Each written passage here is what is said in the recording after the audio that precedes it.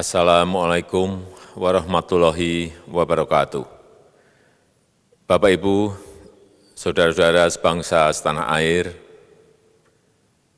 pagi tadi saya telah memimpin rapat terbatas secara virtual tentang Undang-Undang Cipta Kerja bersama jajaran pemerintah dan para gubernur. Dalam undang-undang tersebut terdapat 11 klaster yang secara umum bertujuan untuk melakukan reformasi struktural dan mempercepat transformasi ekonomi. Adapun klaster tersebut adalah urusan penyederhanaan perizinan, urusan persyaratan investasi, urusan ketenagakerjaan, urusan pengadaan lahan, urusan kemudahan berusaha, urusan dukungan riset dan inovasi, urusan administrasi pemerintahan, urusan pengenaan sanksi, urusan kemudahan pemberdayaan dan perlindungan UMKM, urusan investasi dan proyek pemerintah, serta urusan kawasan ekonomi. Dalam rapat terbatas tersebut, saya tegaskan mengapa kita membutuhkan Undang-Undang Cipta Kerja. Pertama, setiap tahun ada sekitar 2,9 juta penduduk usia kerja baru, anak muda yang masuk ke pasar kerja, sehingga kebutuhan atas lapangan kerja baru sangat-sangat mendesak. Apalagi di tengah pandemi, terdapat kurang lebih 6,9 juta pengangguran dan 3,5 juta pekerja terdampak pandemi COVID-19.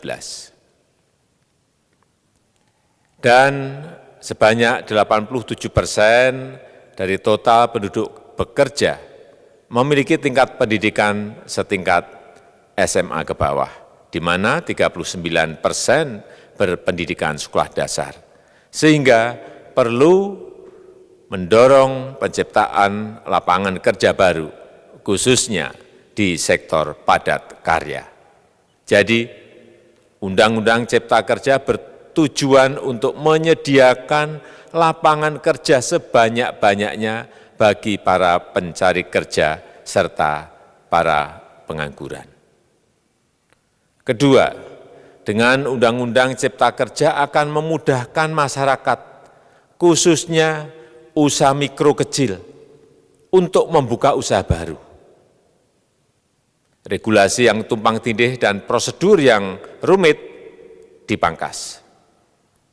Perizinan usaha untuk usaha mikro kecil UMK tidak diperlukan lagi, hanya pendaftaran saja.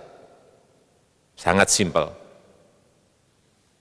Pembentukan PT atau perseroan terbatas juga dipermudah. Tidak ada lagi pembatasan modal minimum. Pembentukan koperasi juga dipermudah. Jumlahnya hanya 9 orang saja. Koperasi sudah bisa dibentuk. Kita harapkan akan semakin banyak koperasi-koperasi di tanah air. UMK, usaha mikro kecil yang bergerak di sektor makanan dan minuman. Sertifikasi halalnya dibiayai pemerintah, artinya gratis. Izin kapal nelayan hanya ke unit kerja Kementerian KKP saja.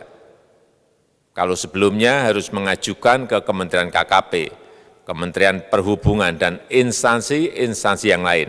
Sekarang ini cukup dari unit di Kementerian KKP saja. Ketiga, Undang-Undang Cipta Kerja ini akan mendukung upaya pencegahan dan pemberantasan korupsi.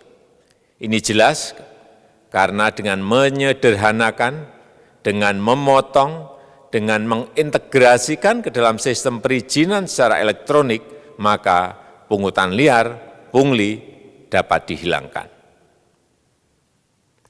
Namun, saya melihat adanya unjuk rasa penolakan Undang-Undang Cipta Kerja yang pada dasarnya dilatar belakangi oleh disinformasi mengenai substansi dari undang-undang ini dan hoax di media sosial. Saya ambil contoh, ada informasi yang menyebut tentang penghapusan UMP, upah minimum provinsi, UMK, upah minimum kota kabupaten, UMSP, upah minimum sektoral provinsi. Hal ini tidak benar, karena faktanya upah minimum regional, UMR, tetap ada. Ada juga yang menyebutkan bahwa upah minimum dihitung per jam. Ini juga tidak benar.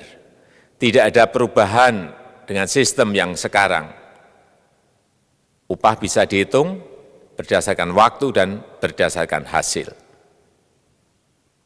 Kemudian adanya kabar yang menyebutkan bahwa semua cuti sakit, cuti kawinan, cuti khitanan, cuti baptis, cuti kematian, cuti melahirkan, dihapuskan. Dan tidak ada kompensasinya. Saya tegaskan juga ini tidak benar. Hak cuti tetap ada dan dijamin. Kemudian apakah perusahaan bisa mem-PHK kapanpun secara sepihak? Ini juga tidak benar. Yang benar, perusahaan tidak bisa me-PHK secara sepihak. Kemudian juga pertanyaan mengenai benarkah jaminan sosial dan kesejahteraan lainnya hilang. Yang benar, jaminan sosial tetap ada.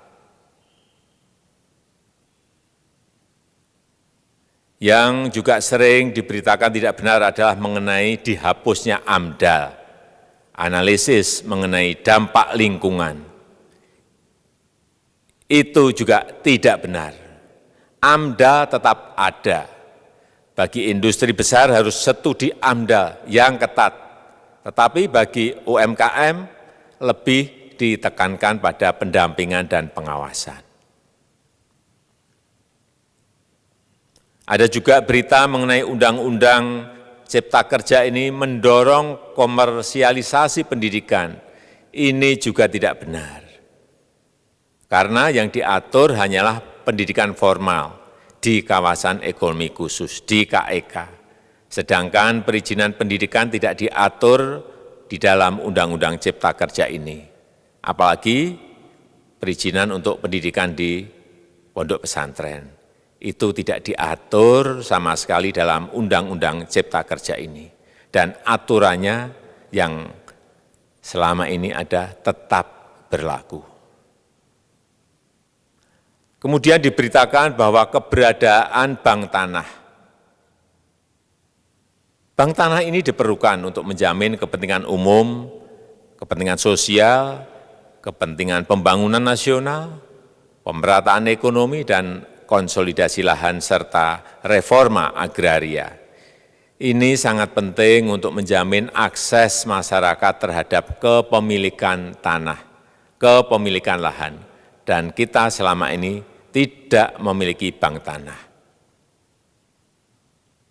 Saya tegaskan juga bahwa Undang-Undang Cipta Kerja ini tidak melakukan resentralisasi kewenangan dari pemerintah daerah ke pemerintah pusat. Tidak ada.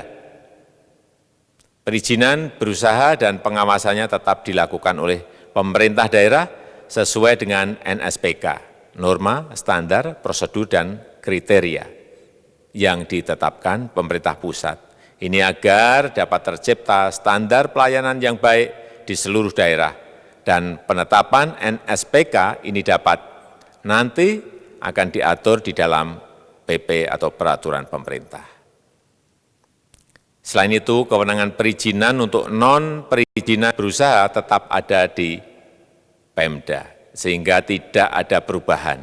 Bahkan kita melakukan penyederhanaan, melakukan standarisasi jenis dan prosedur berusaha di daerah. Dan perizinan berusaha di daerah diberikan batas waktu. Ini yang penting di sini. Jadi ada service level of agreement. Permohonan perizinan dianggap disetujui bila batas waktu telah terlewati. Saya perlu tegaskan pula bahwa Undang-Undang Cipta Kerja ini memerlukan banyak sekali peraturan pemerintah atau PP dan peraturan presiden atau Perpres. Jadi setelah ini akan muncul PP dan Perpres yang akan kita selesaikan paling lambat 3 bulan setelah diundangkan. Kita pemerintah membuka dan mengundang masukan-masukan dari masyarakat dan masih terbuka usulan-usulan dan masukan dari daerah-daerah. Pemerintah berkeyakinan melalui Undang-Undang Cipta Kerja ini jutaan pekerja dapat memperbaiki kehidupannya dan juga penghidupan bagi keluarga mereka. Dan kalau masih ada, jika masih ada ketidakpuasan terhadap Undang-Undang Cipta Kerja ini, silahkan mengajukan uji materi atau judicial review melalui MK, Mahkamah Konstitusi. Sistem ketatanegaraan kita memang mengatakan seperti itu. Jadi, kalau masih ada yang tidak puas dan menolak, silahkan diajukan uji materi ke MK. Saya rasa itu yang bisa saya sampaikan pada kesempatan yang baik ini. Terima kasih. Wassalamualaikum warahmatullahi wabarakatuh.